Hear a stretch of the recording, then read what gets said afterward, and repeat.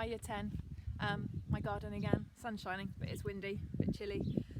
So we're going to look at war photography today, so grab your anthology, okay? I'm going to read it to you and I'm going to set you some tasks, okay? So War Photographer by Carol Ann Duffy. In his darkroom he is finally alone, with spools of suffering set out in ordered rows.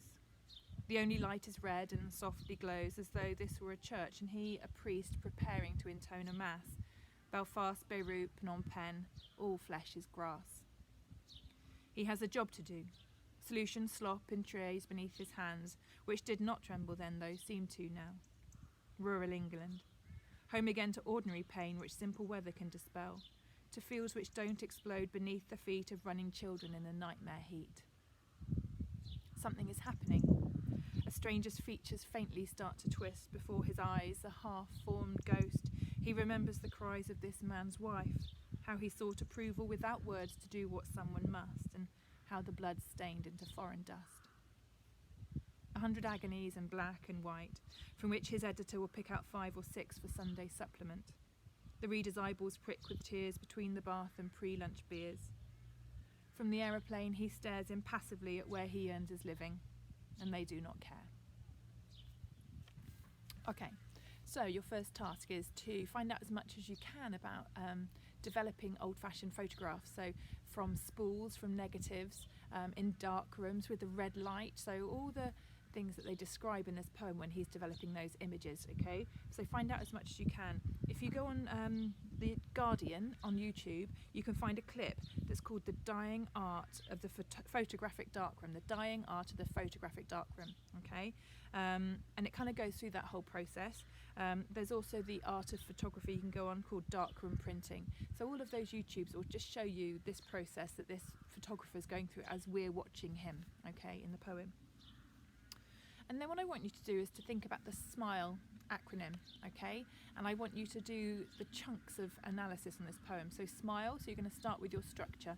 So how's it laid out? What about rhyme, rhythm, pace, caesura, enjambment?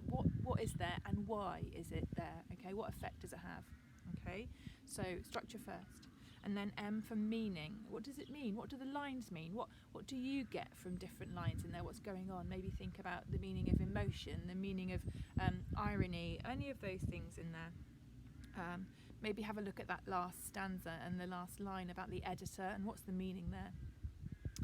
I is for imagery, so pick out some lines that create images for you. They might be similes or they might be metaphors, they might have other ways to create imagery for you. So find the lines and describe what they connote to you. What's the pragmatic, what's the implied meaning of that image? L is for language, so have a look through. You might find things like alliteration, or you might find long sentences, short sentences. You might find all sorts of things going on there. Contrast, descriptions, the use of children, the language about children is quite interesting. And E is for effect, okay? So what effect does it have on your understanding? What effect does it have on a reader? What effect do you think that writer, Carol Ann Duffy, wanted from us?